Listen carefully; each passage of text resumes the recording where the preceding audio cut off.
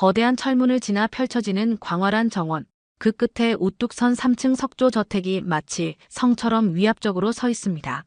이곳은 대한민국 굴지의 대기업 태양그룹 회장 박태훈의 사저죠. 오늘은 새로운 가정부를 뽑는 날입니다. 저택 응접실에는 값비싼 수입 가구들이 질서정연하게 배치되어 있고 벽면을 가득 채운 서양화들이 주인의 부를 과시하듯 걸려 있습니다. 하지만 이 모든 화려함 속에서도 어딘지 모르게 차가운 기운이 감돌죠. 박태훈 회장이 가죽 소파에 앉아 서류를 들여다보고 있습니다. 50대 후반의 그는 값비싼 정장을 완벽하게 차려입었지만 깊게 파인 이마에 주름과 굳게 담은 입술에서 세월의 무게가 느껴집니다.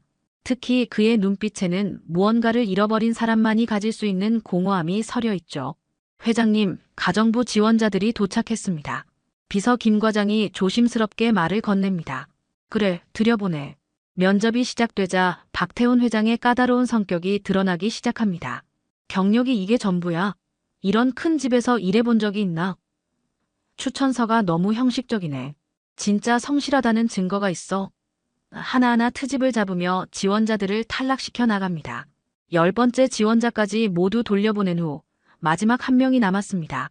문이 열리며 들어온 여성은 다른 지원자들과는 확연히 달랐습니다.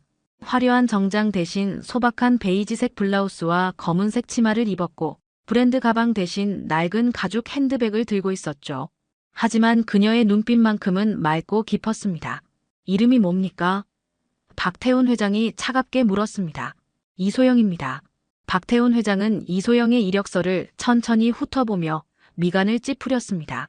학력란에는 고등학교 졸업이 전부였고 경력란도 몇 개의 식당과 카페에서 일한 기록만 듬성듬성 적혀 있었죠. 추천서라고 내민 종이도 형식적인 문구들로만 채워져 있었습니다. 다른 지원자들과 비교하면 현저히 부족한 스펙이었습니다. 너 학력도 경력도 변변치 않네. 이런 집에서 버틸 수 있을 것 같아? 그의 목소리에는 날카로운 모서리가 있었습니다. 마치 일부러 상대방을 위축시키려는 듯한 어조였죠. 지금까지 10명의 지원자를 모두 탈락시킨 것처럼 이번에도 쉽게 포기하게 만들려는 의도가 역력했습니다. 회장의 눈빛은 차가웠고 입가에는 비웃음이 어려 있었죠. 게다가 이 넓은 저택의 청소와 관리를 혼자서 감당할 수 있겠어? 여기는 그냥 집이 아니야. 손님들도 자주 오고 모든 것이 완벽해야 한다고. 회장은 계속해서 압박을 가했습니다. 보통 사람이라면 벌써 위축되어 고개를 숙이고 있을 상황이었죠.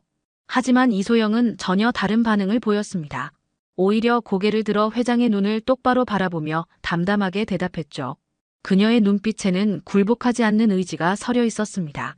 돈보다는 따뜻한 집이 그리워서 왔습니다. 그 순간 박태훈 회장의 표정이 굳어졌습니다. 가슴 깊은 곳에서 뭔가가 철렁 내려앉는 느낌이었죠. 이상하게도 그 말이 귓가에 맴돌며 떠나지 않았습니다. 어디선가 들어본 듯한, 아니 정확히는 기억하고 싶지 않은 목소리와 닮아 있었거든요. 그 톤, 그 억양, 심지어 말하는 속도까지도 묘하게 익숙했습니다. 따뜻한 집이라. 회장이 중얼거렸습니다. 그의 뇌리에 20해 전 기억이 선명하게 스쳐 지나갔습니다. 겨울날 벽난로 앞에서 어린 딸이 자신의 무릎에 앉아 졸린 목소리로 말했던 그 말과 너무나 똑같았죠. 아빠, 우리 집이 제일 따뜻해. 아빠가 있어서 따뜻하고 엄마가 있어서 따뜻해. 박태훈 회장은 갑자기 목이 메어 말을 잇지 못했습니다. 손끝이 미세하게 떨리기 시작했고 가슴 한편이 묵직하게 눌려왔습니다. 20년 동안 단단히 봉인해 두었던 감정의 문이 살며시 열리는 것 같았죠. 잠시 침묵이 흘렀고 이소영은 그 침묵을 오해했는지 다시 입을 열었습니다. 제가 부족한 건 알지만 정말 열심히 하겠습니다.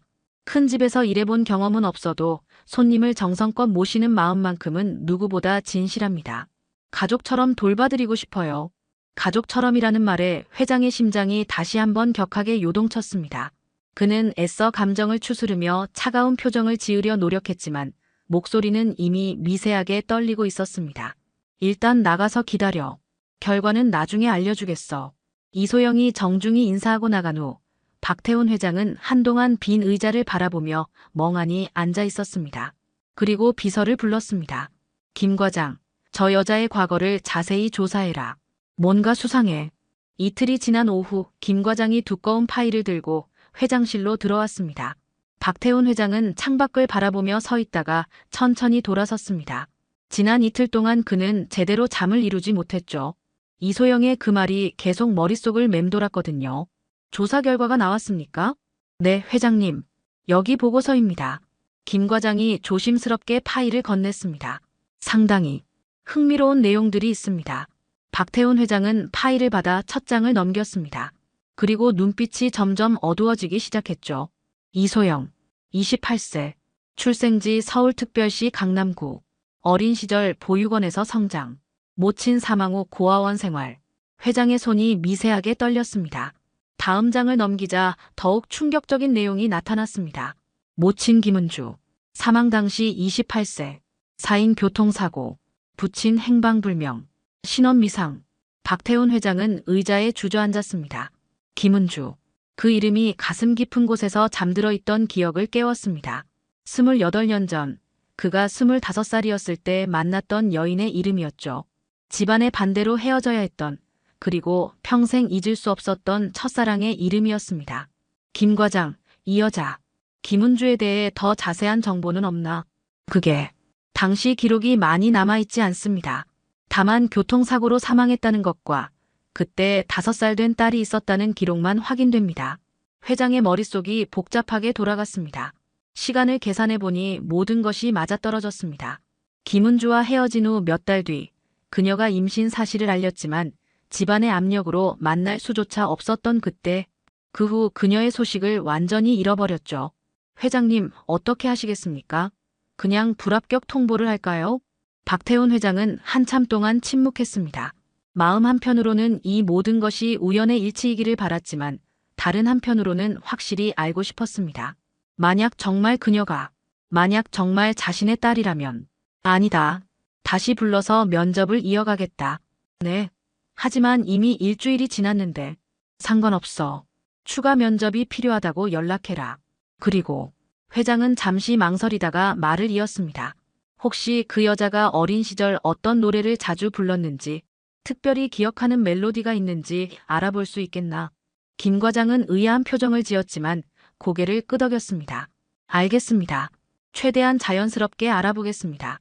이틀 후 이소영에게 연락이 갔습니다. 추가 면접이 있다는 내용이었죠. 사실 박태훈 회장은 그 이틀 동안 계속 고민했습니다. 어떻게 확인해야 할지, 어떤 질문을 해야 할지 말입니다. 면접 당일 이소영이 다시 응접실에 들어왔습니다. 지난번과 같은 수수한 차림이었지만 이번에는 회장의 눈에 다르게 보였습니다. 그녀의 눈매, 코의 형태, 심지어 앉는 자세까지도 하나하나 유심히 살펴보게 되었죠. 저번 면접에서 미처 묻지 못한 것들이 있어서 다시 불렀습니다. 네, 감사합니다. 회장은 잠시 침묵한 후 예상치 못한 질문을 던졌습니다. 혹시 아이들 달래는 일도 할 수 있나요? 간혹 손님들이 아이를 데려올 때가 있거든. 이소영은 잠시 당황한 듯 눈을 깜빡였습니다. 예상치 못한 질문이었죠. 하지만 곧 부드러운 미소를 지으며 대답했습니다. 네, 아이들을 좋아합니다. 보육원에서 자랄 때 어린 동생들을 많이 돌봤거든요. 박태훈 회장의 심장이 다시 한번 뛰었습니다. 보육원. 그 단어가 확신을 더해주었죠. 그는 애써 담담한 표정을 유지하며 계속 물었습니다. 그럼 아이들이 울 때는 어떻게 달래죠? 보통은 이야기를 해주거나 노래를 불러주곤 했어요. 아이들이 노래를 좋아하거든요. 회장의 입술이 미세하게 떨렸습니다. 이제 핵심 질문을 해야 할 때였습니다. 그는 마치 농담처럼 가볍게 말했지만 실제로는 온 신경이 곤두서 있었죠. 그럼 한번 들어볼까요? 아이 달래듯 노래 한번 불러보세요. 이소영은 순간 머뭇거렸습니다. 갑작스러운 요청에 당황한 기색이 역력했죠. 지금 여기서요? 네. 실제 상황을 가정해보는 거니까 괜찮습니다. 이소영은 잠시 고개를 숙이고 생각에 잠겼습니다. 그리고 천천히 고개를 들어 작은 목소리로 말했습니다. 어머니가 자주 불러주셨던 노래가 있어요. 제가 어릴 때 잠들기 전에 항상 불러주셨거든요. 박태훈 회장의 가슴이 쿵쾅거리기 시작했습니다. 이상한 예감이 들었죠. 마치 운명의 순간이 다가오는 것 같았습니다. 이소영이 눈을 살짝 감고 낮은 목소리로 흥얼거리기 시작했습니다. 하얀 꽃찔레꽃, 순박한 꽃송이, 가시 돋친 줄기에도 향기로운 꽃이 피네. 순간 박태훈 회장은 의자에서 벌떡 일어났습니다. 온몸에 전율이 흘렀고 머리가 하얗게 되었죠. 그 노래는 분명히 자신이 어린 딸에게만 불러주던 특별한 자장가였습니다. 김은주에게서 배운, 세상에 단 두 사람만 알고 있던 그 멜로디였죠. 어디서 그 노래를. 이소영이 놀라 노래를 멈췄습니다. 회장의 얼굴이 새하얗게 변해 있었거든요. 마치 유령을 본 듯한 표정이었죠. 죄송해요. 제가 노래를 못해서. 아니야, 그게 아니라. 회장의 목소리가 떨렸습니다. 그 노래를 어디서 배웠나요? 어머니가 가르쳐 주셨어요. 어머니 말씀으로는 아버지가 만들어주신 노래라고 하셨거든요. 이소영의 목소리도 점점 작아졌습니다. 회장의 반응이 너무 이상했거든요. 박태훈 회장은 다리에 힘이 빠져 다시 의자에 주저앉았습니다. 손으로 얼굴을 감싸며 깊게 숨을 들이마셨죠. 28년 전 김은주와 함께 만들었던 그 노래. 태어날 아이를 위해 특별히 지었던 자장가였습니다. 아버지가 만들어주신 노래라고요? 네. 어머니가 돌아가시기 전에 말씀해 주셨어요. 아버지는 저를 사랑해서 이 노래를 만들어 주셨다고. 그리고 언젠가는 이 노래로 저를 찾으실 거라고. 이소영의 눈가에 눈물이 고였습니다. 어머니의 마지막 말을 떠올리니 가슴이 먹먹해졌죠. 박태훈 회장은 더 이상 참을 수 없었습니다. 일어나서 창가로 걸어가 등을 돌린 채 말했습니다. 오늘은 여기까지 하겠습니다. 결과는 내일 연락드리겠어요. 이소영이 나간 후 회장실에는 정적만이 흘렀습니다. 박태훈 회장은 한참 동안 창밖을 바라보며 서 있었죠. 그의 뺨으로 뜨거운 눈물이 흘러내렸습니다. 이소영이 떠난 후 박태훈 회장은 혼자 남은 응접실에서 한참 동안 서 있었습니다. 창밖으로는 해가 지고 있었고 석양빛이 저택 전체를 붉게 물들이고 있었죠. 하지만 그의 마음은 그 어떤 어둠보다도 깊고 복잡했습니다. 충격에 휘청거리며 회장은 자신의 방으로 향했습니다. 평소에는 절대 들어가지 않던 서재의 깊숙한 곳, 잠겨있던 서랍을 열었죠. 거기에는 28년 동안 한 번도 꺼내보지 않았던 작은 나무 상자가 있었습니다. 떨리는 손으로 상자를 꺼내 천천히 뚜껑을 열었습니다. 안에는 바래진 사진 몇 장과 함께 오래된 오르골이 들어있었죠. 그 오르골은 딸을 위해 특별히 주문 제작한 것이었습니다. 뚜껑을 열면 작은 발레리나가 돌아가며 찔레꽃 멜로디가 흘러나오도록 만든 것이었죠. 박태훈 회장은 조심스럽게 오르골에 태엽을 감았습니다. 그리고 뚜껑을 열자 28년 만에 그 애틋한 멜로디가 방 안에 울려 퍼졌습니다. 하얀 꽃찔레꽃, 순박한 꽃송이. 오르골에서 나오는 그 맑고 순수한 선율은 방금 전 이소영이 부른 그 노래와 완전히 일치했습니다. 회장의 눈에서 뜨거운 눈물이 쏟아져 내렸죠. 그때의 기억들이 파도처럼 밀려왔습니다. 김은주와 처음 만났던 그 봄날, 벚꽃이 흩날리던 한강공원에서였죠. 그녀는 대학생이었고 자신은 갓 사회에 발을 들인 재벌 2세였습니다. 신분의 차이에도 불구하고 두 사람은 진실한 사랑에 빠졌었죠. 우리 아이가 태어나면 이 노래를 불러줄 거야. 임신 소식을 들었을 때 김은주가 했던 말이 생생하게 떠올랐습니다. 그때 두 사람은 함께 이 자장가를 만들었었죠. 태어날 아이를 위한 특별한 선물로 말입니다. 하지만 행복은 오래가지 못했습니다. 집안에서 그들의 관계를 알게 되었고 아버지는 격노했죠. 감히 그런 여자와 어울릴 생각을 하느냐. 당장 정리하지 않으면 너도 이 집안과는 인연을 끊는 것으로 알아라. 그때의 박태호는 아직 어렸습니다. 25살의 그에게는 아버지의 권위와 집안의 압력이 너무나 무거웠죠. 결국 그는 김은주를 떠나보낼 수밖에 없었습니다. 태훈아, 우리 아이만큼은 지켜줘. 마지막 만남에서 김은주가 울며 매달렸던 모습이 선명했습니다. 이 아이는 잘못이 없어. 제발. 하지만 그는 끝내 그 약속을 지키지 못했습니다. 집안의 감시 때문에 김은주를 찾을 수도 없었고 시간이 지나면서 점점 그 일을 마음 깊이 묻어버렸죠. 그리고 이후 정략 결혼을 했지만 아내와는 끝내 마음을 열지 못했고 결국 이혼했습니다. 아빠, 찔레꽃 불러줘. 오르골 소리에 섞여 어린 딸의 목소리가 환청처럼 들려왔습니다. 아니, 그것은 환청이 아니었습니다. 김은주가 혼자 키우며 불러줬을 그 노래, 그리고 오늘 이소영이 부른 바로 그 노래였죠. 박태훈 회장은 두 손으로 얼굴을 감싸며 오열했습니다. 미안하다. 정말 미안하다. 아빠가 널 지켜내지 못해서. 28년 동안 억눌러왔던 죄책감과 그리움이 한꺼번에 터져나왔습니다. 딸을 버린 아버지로서의 자책감, 사랑하는 여인을 보호하지 못한 남자로서의 후회, 그리고 모든 것을 잃고도 지금까지 혼자 살아온 외로움까지. 오르골은 여전히 그 애틋한 멜로디를 흘려보내고 있었습니다. 마치 잃어버린 시간들을 되돌려주려는 듯이 말이죠. 그날 밤 박태훈 회장은 한숨도 잠들지 못했습니다. 오르골 소리가 계속 귓가에 맴돌았고 이소영의 얼굴이 자꾸만 떠올랐죠. 새벽이 되어서야 그는 결심을 굳혔습니다. 더 이상 미룰 수 없었습니다. 아침 일찍 그는 김 과장에게 연락했습니다. 이소영 씨에게 연락해서 오늘 오후에 다시 오라고 해. 중요한 이야기가 있다고 전해. 오후 3시 이소영이 다시 저택에 도착했습니다. 이번에는 응접실이 아닌 회장의 개인 서재로 안내되었죠. 서재는 아늑하면서도 무거운 분위기였습니다. 벽면을 가득 채운 책들과 고급스러운 가구들, 그리고 한쪽 벽에 걸린 오래된 그림들이 시간의 무게를 말해주고 있었습니다. 박태훈 회장은 창가에 서서 정원을 바라보고 있었습니다. 이소영이 들어와도 한동안 돌아보지 않았죠. 그의 어깨가 미세하게 떨리고 있었습니다. 앉으세요. 회장이 여전히 등을 돌린 채 말했습니다. 이소영은 조심스럽게 소파에 앉았습니다. 뭔가 평소와 다른 분위기에 가슴이 두근거렸죠. 어제 노래를 부른 후 회장의 반응이 너무 이상했거든요. 한참 침묵이 흐른 후 회장이 천천히 돌아섰습니다. 그의 눈은 빨갛게 충혈되어 있었고 얼굴에는 깊은 피로가 서려 있었습니다. 단도직입적으로 묻겠습니다. 회장의 목소리가 떨렸습니다. 당신 어머니 이름이 정확히 뭐였나요? 이소영은 갑작스러운 질문에 당황했습니다. 왜 갑자기 어머니 이야기를? 대답해 주세요. 매우 중요한 일입니다. 이소영은 잠시 망설이다가 떨리는 목소리로 답했습니다. 김은주. 어머니 성함은 김은주였습니다. 박태훈 회장의 다리에서 힘이 빠졌습니다. 예상했던 대답이었지만 직접 듣고 나니 충격이 더욱 컸죠. 그는 의자에 주저앉으며 계속 물었습니다. 어머니가 돌아가시기 전에 아버지에 대해 뭔가 말씀하신 게 있나요?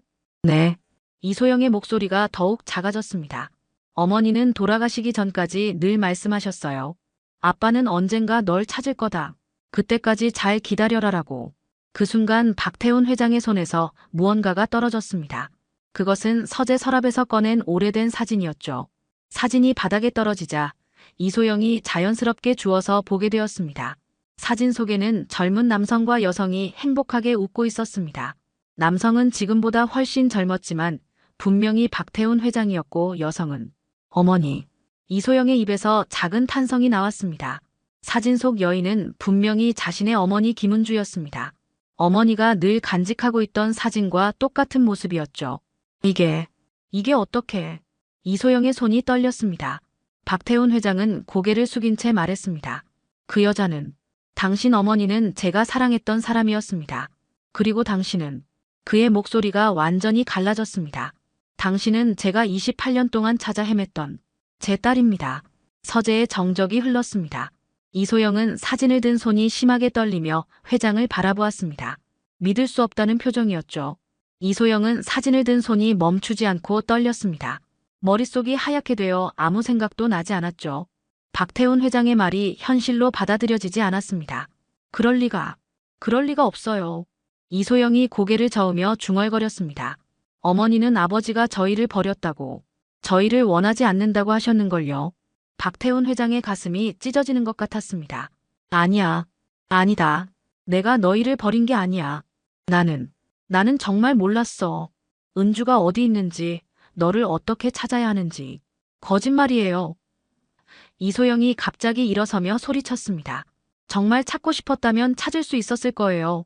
이런 큰 회사를 가진 분이 한 사람 못 찾을 리가 없잖아요. 회장은 아무 말도 할 수 없었습니다. 그녀의 말이 맞았거든요. 정말 간절했다면, 정말 책임감이 있었다면 방법은 있었을 것입니다. 하지만 그때의 그는 너무 어렸고 겁이 많았고 집안의 압력에 굴복했었죠. 며칠 후 박태훈 회장은 확실한 증거를 위해 유전자 검사를 제안했습니다. 이소영은 처음에는 거부했지만 결국 진실을 알기 위해 동의했죠. 일주일 후 결과가 나왔습니다. 부성 확률 99.99%입니다. 의사가 차분하게 말했습니다.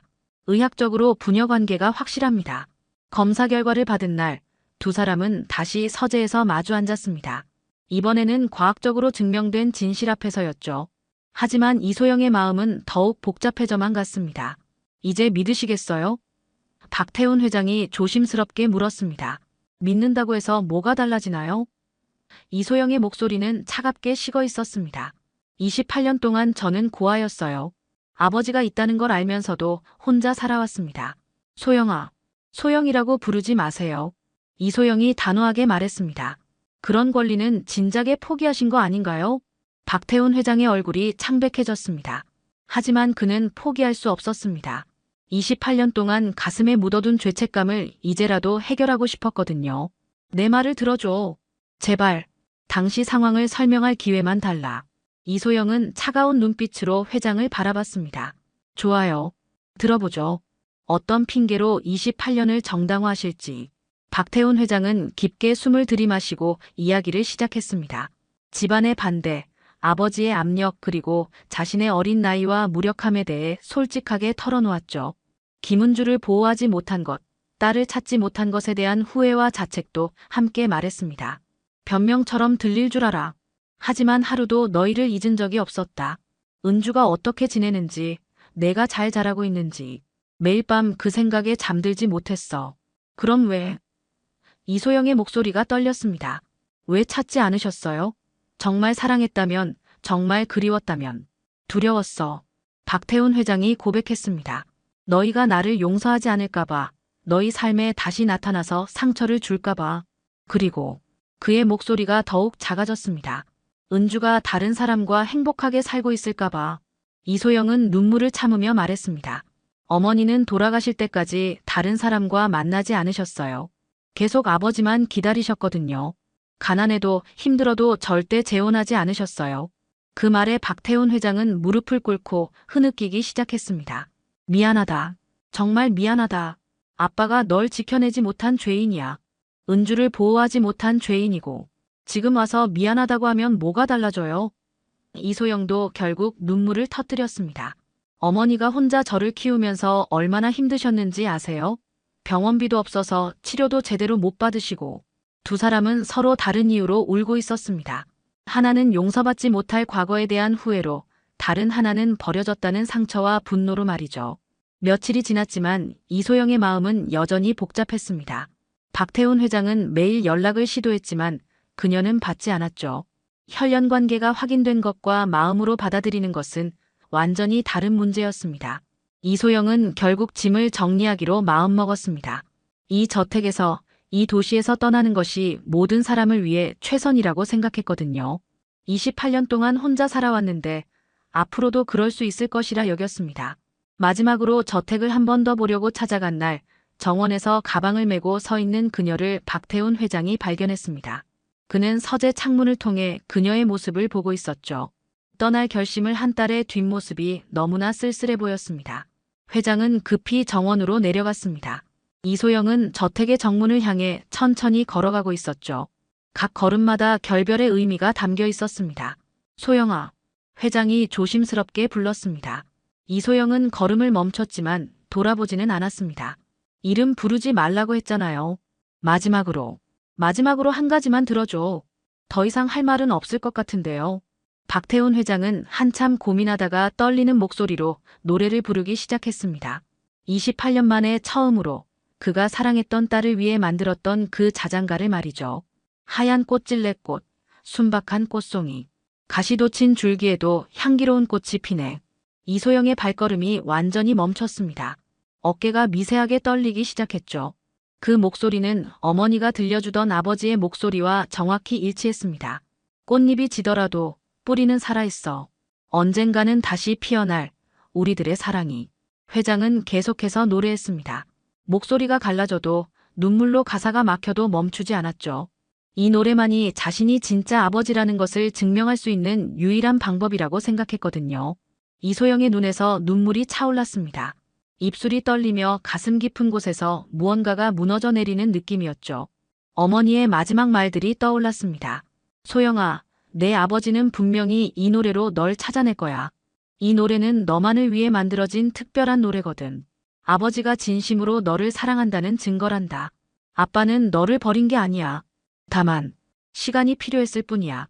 언젠가는 반드시 돌아오실 거야. 이소영이 천천히 돌아섰습니다. 박태훈 회장은 여전히 노래하고 있었고 그의 얼굴은 눈물로 범벅이 되어 있었죠. 마치 28년 전 갓 아버지가 된 그 젊은 남자의 모습 같았습니다. 엄마가 말했어요. 이소영의 목소리가 떨렸습니다. 언젠가 아빠가 이 노래로 날 찾아낼 거라고. 이 노래를 들으면 아빠의 진심을 알 수 있을 거라고. 박태훈 회장의 노래가 멈췄습니다. 두 사람은 정원 한가운데서 서로를 바라보며 서 있었죠.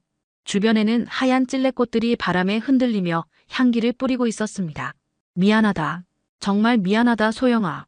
회장이 무릎을 꿇으며 말했습니다. 아빠가 늦었어. 너무 늦었지만 이제라도 내 곁에 있고 싶다. 이제라도 진짜 아빠가 되고 싶어. 이소영은 더 이상 참을 수 없었습니다. 가방을 떨어뜨리고 달려가 아버지를 끌어안았죠. 28년 동안 꿈꿔왔던 그 순간이었습니다. 아빠. 그녀가 처음으로 그를 아빠라고 불렀습니다. 정말 아빠예요? 두 사람은 정원 한가운데서 부둥켜 안고 오열했습니다. 잃어버린 시간에 대한 아쉬움, 서로를 찾았다는 기쁨, 그리고 앞으로 함께 만들어갈 추억에 대한 기대감이 뒤섞인 눈물이었죠. 하얀 찔레꽃들이 바람에 흩날리며 두 사람을 축복하는 듯 했습니다. 마침내 아버지와 딸이 만났고 새로운 시작을 알리는 찔레꽃의 계절이 다시 찾아온 것입니다.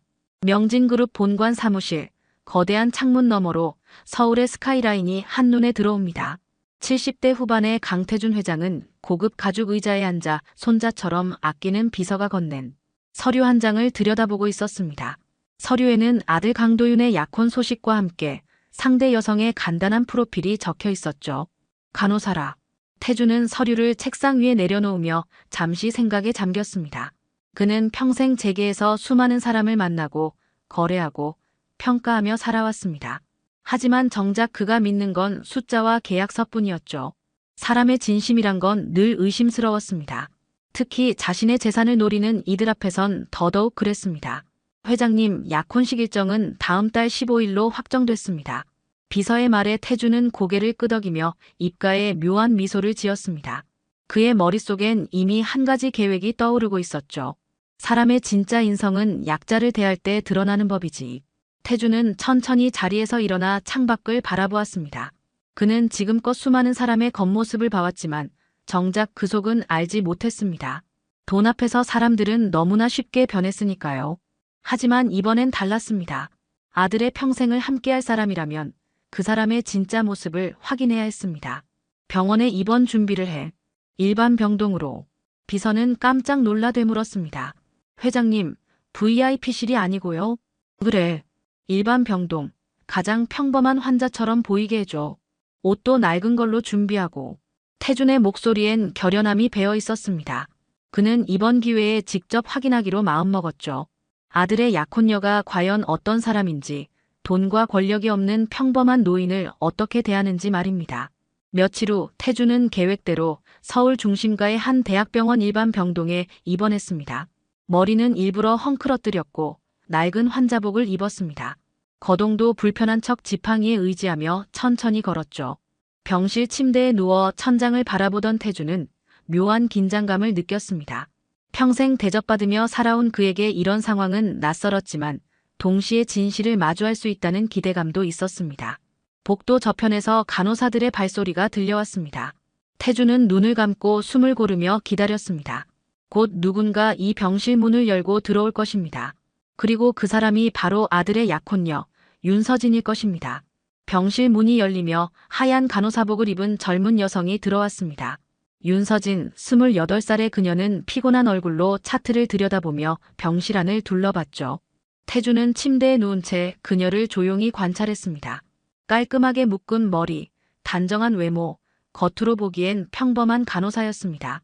하지만 태준의 예리한 눈은 그녀의 표정 하나하나를 놓치지 않았죠. 어르신, 링겔 확인하러 왔어요.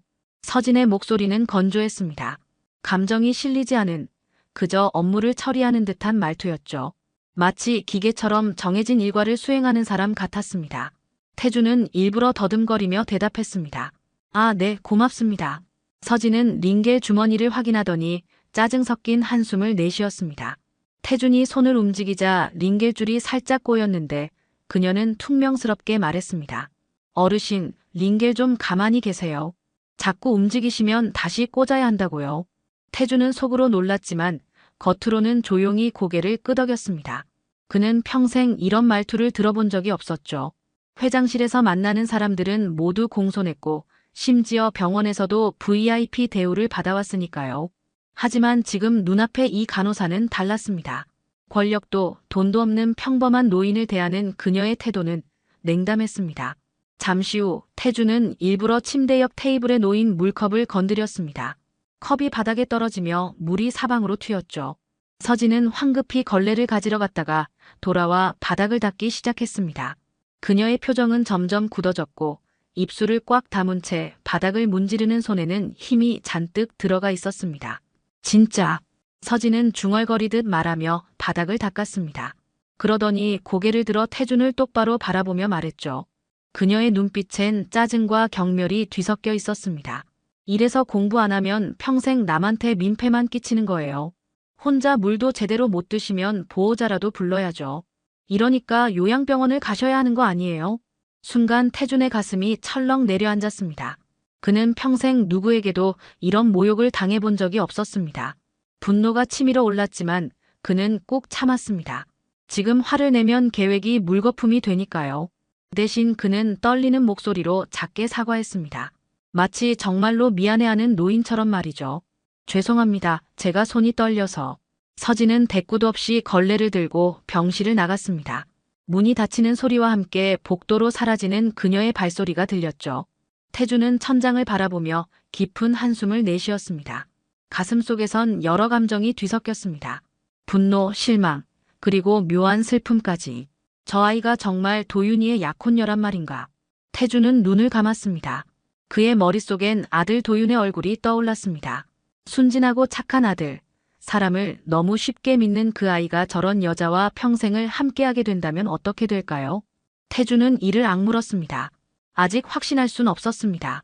한 번의 실수일 수도 있으니까요. 하지만 직감적으로 느껴졌습니다. 저 여자의 본성은 지금 본 것 그대로일 거라고 말이죠. 창밖으로 밤의 어둠이 내려앉고 있었습니다. 이틀이 지났습니다. 태주는 병실에서 조용히 다른 환자들을 관찰했습니다. 복도를 오가는 사람들, 병문안을 오는 가족들, 그리고 간호사들의 모습까지. 그는 평생 돈으로만 사람을 평가해왔다는 걸 새삼 깨달았죠. 누가 얼마를 버는지, 어떤 지위에 있는지만 중요했습니다. 하지만 지금 이 병실에선 모두가 평등했습니다. 아픈 몸을 이끌고 누워있는 환자들, 그들은 그저 치료받기를 바라는 약자들이었죠. 옆 침대의 노인은 밤마다 기침을 했습니다. 보호자도 없이 홀로 누워 천장만 바라보는 그 모습이 태준의 마음을 아프게 했습니다. 평생 재벌 회장으로 살며 느껴보지 못한 감정이었죠. 돈이 없으면 이렇게 외롭게 늙어가는구나 하는 생각이 들었습니다. 그날 오후 서진이 다시 병실에 들어왔습니다. 태준은 일부러 침대에서 일어나려다 비틀거렸고 서진이 황급히 다가와 팔을 붙잡았습니다. 하지만 그녀의 손길은 거칠었죠. 마치 짐을 다루듯 태준의 팔을 잡아 끌었습니다. 어휴, 진짜 혼자 못하시면 미리 말씀하시든가요. 서진은 투덜거리며 태준을 침대에 다시 눕혔습니다. 그러더니 옆 침대의 노인을 힐끗 보며 동료 간호사에게 작게 속삭였죠. 하지만 태준의 귀엔 그 말이 고스란히 들렸습니다. 환자도 손님이라지만 이런 사람들은 그냥 짐이에요. 보호자도 없고 돈도 없고 병원만 붙들고 있으니 진상이죠 뭐. 태준의 주먹이 이불 속에서 꽉 쥐어졌습니다. 분노가 치밀어 올랐지만 그는 여전히 참았습니다. 대신 그는 마음속으로 다짐했죠.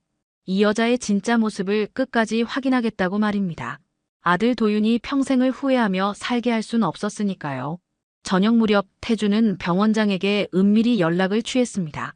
자신의 정체를 밝히지 않은 채 병원 내 간호사들의 평판을 조사해달라고 부탁했죠. 특히 윤서진이라는 간호사에 대해 자세히 알고 싶다고 했습니다.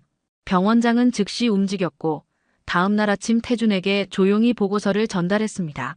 보고서를 읽는 태준의 표정은 점점 굳어졌습니다. 서진은 병원 내에서 악명 높은 간호사였습니다. 환자들에게는 불친절했고 동료들에게는 고압적이었죠. 특히 계약직 간호사들을 괴롭히는 걸로 유명했습니다. 보고서엔 한 간호사의 이름이 자주 등장했습니다.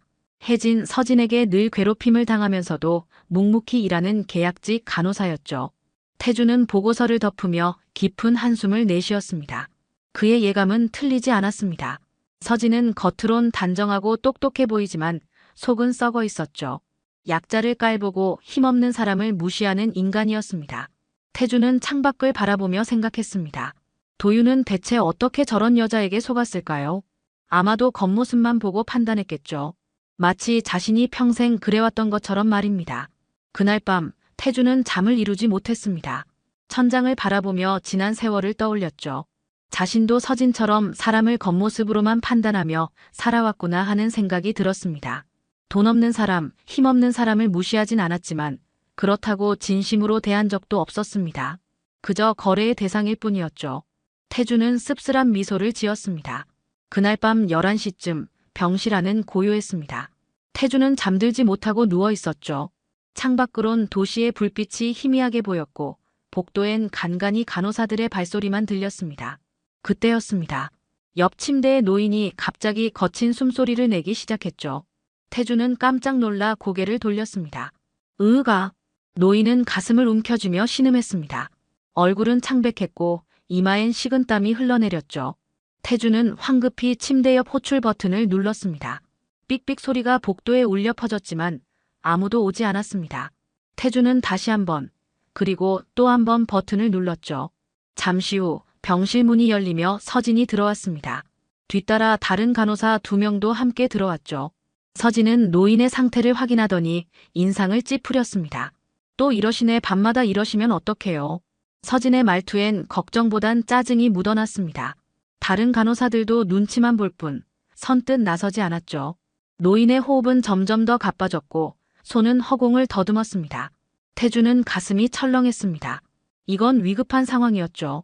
바로 그때 병실 문이 다시 열리며 젊은 간호사 한 명이 뛰어들어왔습니다. 태주는 그녀의 얼굴을 본 적이 없었습니다. 아마 다른 병동 담당이었던 것 같았죠. 간호사는 재빨리 노인에게 다가가 맥박을 확인했습니다. 산소포화도 떨어지고 있어요. 당직 의사 선생님 빨리 부르세요. 그녀의 목소리는 단호했습니다. 서진은 잠시 망설이다가 마지못해 복도로 나가 전화를 걸었죠. 젊은 간호사는 노인의 자세를 바로잡고 산소 마스크를 씌우며 차분하게 상태를 점검했습니다. 그녀의 손길은 빠르면서도 정확했죠. 태주는 그 모습을 지켜보며 마음이 뭉클해졌습니다. 몇 분 후 당직 의사가 도착했고 노인은 응급처치를 받았습니다. 다행히 상태가 안정되었고 곧 중환자실로 옮겨졌죠. 병실엔 다시 고요함이 찾아왔습니다. 태주는 침대에 누운 채 방금 전 상황을 떠올렸습니다. 특히 그 젊은 간호사의 모습이 눈에 선했죠. 다음 날 아침 태주는 병원장에게 다시 연락을 취했습니다. 어젯밤 노인을 구한 간호사가 누구인지 알고 싶다고 했죠. 병원장은 곧 답변을 보내왔습니다.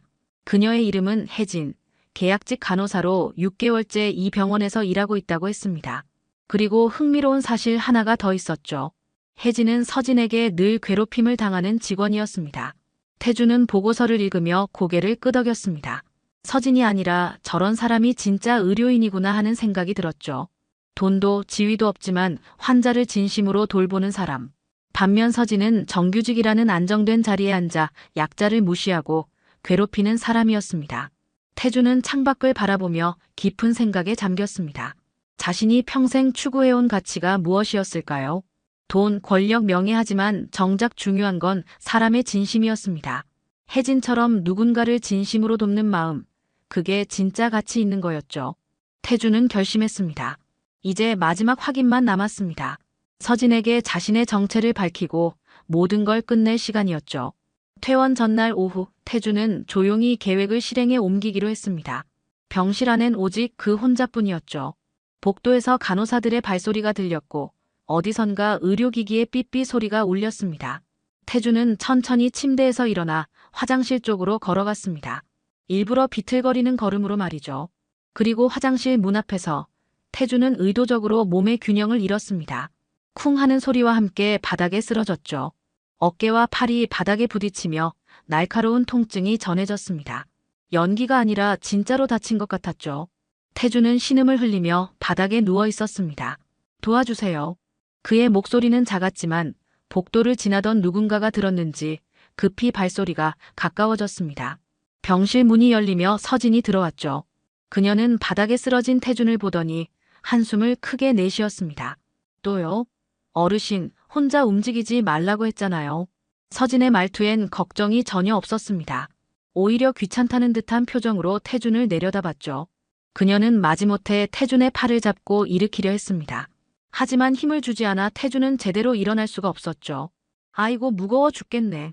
보호자는 왜 안 오시는 거예요? 서진은 투덜거리며 다른 간호사를 불렀습니다. 두 명이서 겨우 태준을 일으켜 침대에 눕혔죠. 태준의 어깨엔 멍이 들기 시작했고 팔목도 욱신거렸습니다. 하지만 서진은 제대로 확인조차 하지 않았습니다. 진짜 이래서 늙으면 민폐라니까요. 보호자도 없고 혼자 사시는 분들은 요양원 가셔야 하는 거 아니에요? 서진은 차트에 뭔가를 적으며 중얼거렸습니다. 그 말이 태준의 귀에 또렷하게 들렸죠. 태준은 이를 악물었습니다. 이제 충분했습니다. 더 이상 참을 필요가 없었죠. 바로 그 순간 병실 문이 다시 열렸습니다. 이번엔 병원장이 들어왔고 그 뒤로 양복을 입은 젊은 남자가 따라 들어왔죠. 강도윤, 태준의 아들이었습니다. 도윤은 바닥에 떨어진 지팡이를 보더니 깜짝 놀라 달려왔습니다. 아버님, 괜찮으세요? 도윤의 목소리가 병실에 울려 퍼졌습니다. 순간 서진의 얼굴이 하얗게 질렸죠. 그녀는 멍하니 도윤을 바라보다가 다시 침대에 누운 태준을 봤습니다. 믿을 수 없다는 표정이었죠. 아버님이요? 서진의 목소리가 떨렸습니다. 도윤은 서진을 힐끗 보더니 아버지 곁으로 다가갔죠. 병원장도 황급히 태준의 상태를 확인했습니다. 태준은 천천히 일어나 앉았습니다. 그리고 서진을 똑바로 바라보며 조용히 말했죠. 내가 내 시아버지다. 병실 안의 공기가 얼어붙었습니다. 서진은 입술을 떨며 아무 말도 하지 못했죠. 도윤은 어리둥절한 표정으로 아버지와 서진을 번갈아 봤습니다.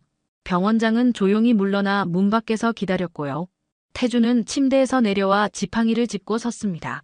그의 눈빛은 차가웠습니다. 더 이상 약한 노인이 아니었죠.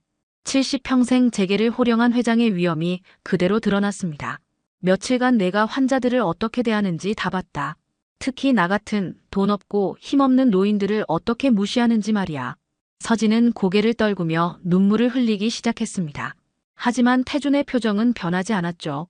도윤은 혼란스러운 표정으로 서 있었고 병실엔 무거운 침묵만 흘렀습니다.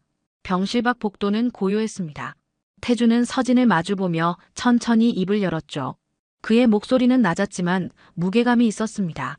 도윤아, 내가 이 사람과 약혼했다는 소식을 듣고 직접 확인하고 싶었다. 사람의 진짜 모습은 약자를 대할 때 드러나니까. 도윤은 아버지의 말에 숨을 죽였습니다. 서진은 여전히 고개를 숙인 채 눈물만 흘렸죠. 하지만 태준은 그녀의 눈물에 흔들리지 않았습니다. 거짓 눈물을 수없이 봐왔으니까요. 서진 씨, 당신은 나를 무시했어. 가난한 노인이라고, 보호자도 없다고, 공부 안 한 사람이라고 비웃었지. 민폐라고까지 했고. 태준의 말 한마디 한마디가 서진의 가슴을 찔렀습니다. 그녀는 변명하려 했지만 입이 떨어지지 않았죠. 무슨 말을 해도 소용없다는 걸 알았으니까요. 도윤은 충격을 받은 표정으로 서진을 바라봤습니다. 서진 씨 정말 그랬어요? 도윤의 목소리엔 실망이 묻어났습니다. 서진은 고개를 들어 도윤을 봤지만 그의 눈빛은 이미 차갑게 식어 있었죠. 태준은 지팡이를 짚으며 병실 문 쪽으로 걸어갔습니다. 이 결혼은 없었던 일로 한다. 도윤아, 내가 선택한 사람이지만 아버지로선 허락할 수 없구나. 태준은 문을 열고 나갔습니다. 병원장이 복도에서 기다리고 있었고 태준은 그에게 조용히 지시했죠. 윤서진 간호사, 오늘부로 해고 처리해 주시오. 그리고 이 사실은 외부에 알리지 마시오. 병원장은 고개를 끄덕였습니다. 태준은 복도를 천천히 걸어갔죠. 뒤에서 서진의 흐느끼는 소리가 들렸지만 그는 돌아보지 않았습니다. 며칠 후 태준은 집으로 돌아왔습니다. 넓은 저택, 고급 가구, 그리고 수십 명의 직원들. 하지만 그의 마음은 공허했습니다. 분노가 가라앉아 묘한 감정이 밀려왔죠. 서진을 버렸지만 마음이 후련하지 않았습니다. 오히려 씁쓸했죠. 태준은 서재에 앉아 창밖을 바라봤습니다. 그의 머릿속엔 병원에서 봤던 사람들이 떠올랐습니다. 특히 혜진 간호사의 모습이 선명했죠. 밤중에 위급한 환자를 구하던 그녀, 누구도 나서지 않을 때 용감하게 행동했던 그 순간. 태준은 생각했습니다. 자신도 서진처럼 살아온 건 아닐까 하고 말이죠. 나도 결국 겉모습으로 사람을 판단하며 살았구나. 태주는 평생 재산과 지위로 사람을 평가했습니다. 얼마를 버는지, 어떤 회사에 다니는지, 어떤 집안 출신인지. 하지만 정작 중요한 건 그 사람의 진심이었죠. 병원에서 만난 혜진처럼 묵묵히 자기 일을 하며 누군가를 진심으로 돕는 마음. 그게 진짜 가치였습니다. 태주는 비서를 불렀습니다. 그리고 조용히 지시했죠. 병원에 연락해서 혜진이라는 간호사를 찾아봐. 그 사람이 계약직이라던데 정규직 전환을 도와주고 싶네. 하지만 내 이름은 절대 밝히지 마. 비서는 고개를 끄덕이며 나갔습니다. 태주는 다시 창밖을 바라봤죠. 서울의 하늘은 맑았지만 그의 마음속엔 여전히 구름이 끼어 있었습니다. 무언가 채워지지 않는 빈자리가 있었죠. 그건 아마도 진심으로 누군가를 대해본 적이 없다는 허전함이었을 겁니다. 태주는 생각했습니다. 이제라도 늦지 않았을까 하고 말이죠. 아직 배울 게 남아있다는 걸 70평생 처음으로 깨달았습니다. 돈이 많다고 사람이 되는 게 아니라는 것. 진심 하나가 누군가를 살리기도 하고 망치기도 한다는 것을 말입니다. 2달이 흘렀습니다. 태주는 일상으로 돌아왔지만 병원에서의 경험은 그의 마음속에 깊이 남아 있었습니다. 회의를 하고 서류에 사인하고 사람들을 만나는 일상. 하지만 예전과는 달랐죠. 그는 사람을 대할 때 조금 더 신중해졌고 말 한마디에도 무게를 두기 시작했습니다. 어느 날 아침 태주는 가슴 통증을 느꼈습니다. 처음엔 가볍게 생각했지만 통증이 계속되자 병원에 갔죠. 검사 결과는 심각했습니다. 관상동맥에 문제가 있어 수술이 필요하다고 했습니다. 태주는 담담하게 받아들였죠. 70을 넘긴 나이, 언젠가는 올 일이었으니까요. 수술 날짜가 잡혔습니다. 태주는 같은 병원 하지만 이번엔 VIP 병실이 아닌 일반 병실을 요청했죠. 비서는 놀라며 물었지만 태주는 고집을 부렸습니다. 다시 그곳에 가고 싶었던 겁니다. 평범한 환자로서 말이죠. 입원 당일, 태주는 조용히 병실에 누웠습니다. 창밖으로 보이는 풍경은 2달 전과 똑같았죠. 하지만 그의 마음은 달랐습니다. 이번엔 위장이 아니라 진짜 환자였고 불안도 느껴졌습니다. 수술이 잘 될까, 깨어날 수 있을까 하는 두려움이 밀려왔죠. 저녁 무렵 병실 문이 열렸습니다. 간호사가 들어왔는데 태주는 그 얼굴을 알아봤습니다. 혜진이었죠. 그녀는 차트를 보며 환자 이름을 확인하다가 태준과 눈이 마주쳤습니다. 잠시 당황하는 듯했지만 곧 따뜻한 미소를 지었습니다. 회장님, 안녕하세요. 수술 준비 확인하러 왔습니다. 혜진의 목소리는 차분했습니다. 태주는 놀라움과 동시에 묘한 안도감을 느꼈죠. 그녀가 자신을 담당한다니 어쩐지 마음이 편해졌습니다. 혜진 씨 자네가 여기 있었나? 네, 다행히 정규직으로 전환됐어요. 덕분에 계속 일할 수 있게 됐죠. 혜진은 밝게 웃으며 링게를 준비했습니다. 태주는 그녀의 손길이 얼마나 부드러운지 새삼 느꼈죠. 2달 전 서진의 거친 손길과는 너무나 달랐습니다. 혜진은 하나하나 설명하며 태준을 안심시켰습니다. 내일 아침 6시에 수술실 가시는데요. 긴장하지 마세요. 저희가 잘 돌봐드릴게요. 태준은 고개를 끄덕였습니다. 하지만 마음속 불안은 가시지 않았죠. 혜진은 그걸 눈치챘는지 조용히 말했습니다. 회장님, 저 예전에도 회장님 담당이었던 거 기억하세요? 그땐 몰라보셨죠? 태주는 잠시 멍했습니다. 그리고 천천히 기억을 떠올렸죠. 2달 전 위장 입원했을 때 복도에서 스쳐 지나갔던 간호사. 밤중에 노인 환자를 구했던 그 사람. 바로 혜진이었습니다. 아, 그때 자네였구나. 태준의 목소리가 떨렸습니다. 눈가에 눈물이 맺혔죠. 혜진은 조용히 미소 지으며 태준의 손을 가볍게 두드렸습니다. 괜찮으세요? 잘 될 거예요. 그 짧은 말 한마디가 태준의 마음을 따뜻하게 만들었습니다. 평생 수많은 위로를 들어봤지만 이렇게 진심 어린 위로는 처음이었죠. 태준은 눈물을 닦으며 작게 웃었습니다. 고맙네, 정말 고마워. 혜진은 병실을 나가며 뒤를 돌아봤습니다. 태준은 창밖을 바라보고 있었죠. 그의 옆모습엔 외로움과 동시에 평온함이 묻어났습니다. 혜진은 조용히 문을 닫고 복도로 나갔습니다. 밤이 깊어갔습니다. 태준은 잠들지 못하고 천장을 바라봤죠. 내일이면 수술대에 오릅니다. 살아서 나올 수 있을지 아니면 이게 마지막 일지 알 수 없었습니다. 하지만 이상하게도 두렵지 않았죠. 혜진의 미소가 계속 떠올랐으니까요. 진심으로 자신을 걱정해주는 사람이 있다는 게 이렇게 큰 위로가 될 줄 몰랐습니다. 수술은 성공적이었습니다. 태주는 사흘 만에 의식을 되찾았고 일주일 후엔 걸을 수 있을 정도로 회복했죠. 퇴원 날이 정해졌고 태주는 병원 생활을 정리하기 시작했습니다. 하지만 그는 곧바로 집으로 돌아가고 싶지 않았습니다. 무언가 마무리해야 할 일이 남아있는 것 같았죠. 퇴원 당일 오후 태주는 비서에게 차를 돌려보냈습니다. 혼자 걷겠다고 했죠. 비서는 걱정스러운 표정이었지만 태준의 단호한 눈빛에 물러설 수밖에 없었습니다. 태준은 지팡이를 짚고 천천히 병원 복도를 걸었습니다. 복도는 여전히 분주했습니다. 환자들이 오가고 의료진이 바쁘게 움직였죠. 태준은 그 모습을 하나하나 눈에 담았습니다. 2달 전 이곳에서 그는 많은 걸 배웠습니다.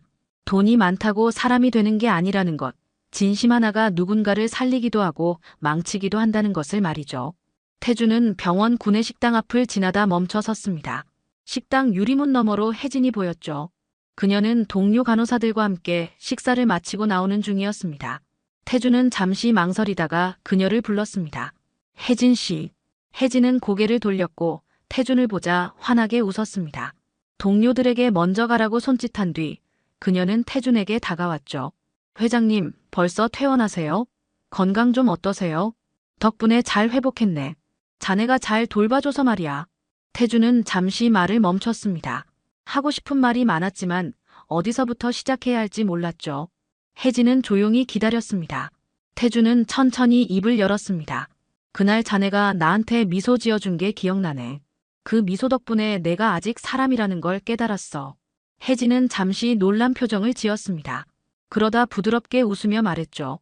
그날 환자분이 사람답게 말해주셔서 저도 힘이 났어요. 보통 환자분들은 간호사를 무시하거나 함부로 대하시는데 회장님은 달랐거든요. 태준은 고개를 끄덕였습니다. 그 말이 가슴에 와닿았죠. 자신이 위장 환자로 있을 때 그는 진심으로 약자의 입장이 되어봤습니다. 그리고 그제야 사람들의 진짜 모습을 볼 수 있었죠. 돈이 많다고 사람이 되는 게 아니더군. 진심 하나가 사람을 살리기도 하고 망치기도 하지. 태준의 목소리는 잔잔했습니다. 혜진은 조용히 그의 말을 들으며 고개를 끄덕였죠. 2 사람은 잠시 말없이 서 있었습니다. 복도엔 사람들이 오갔지만 그들만의 고요한 시간이 흘렀습니다.